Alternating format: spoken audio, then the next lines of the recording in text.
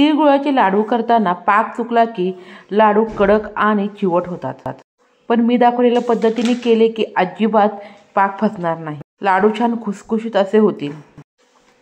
मंद गॅसवरती कढईमध्ये 1 वाटी गावरान तीळ घालून तीळ छान तडतडेपर्यंत 2 ते 3 मिनिटं भाजून घेऊयात.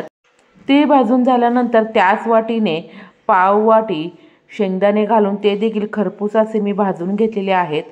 आता हे दोन्ही जिन्नस थंड झाल्यानंतर ग्लासच्या साहाय्याने अशा प्रकारे शेंगदाण्याची टरफल आणि शेंगदाणे ओबडधोबड असे करून घेऊयात.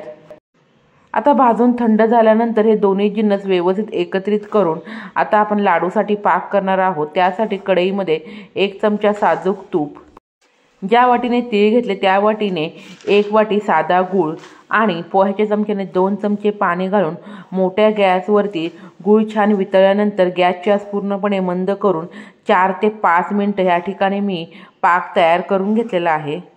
आता पाक तयार झालेला कसा ओळखावा? थोडासा पाक घेऊन त्याची गोळी तयार झाली आणि पाक हलकासा टणकण वाजला की समजायचं इथे लाडूसाठी पाक तयार झालेला आहे.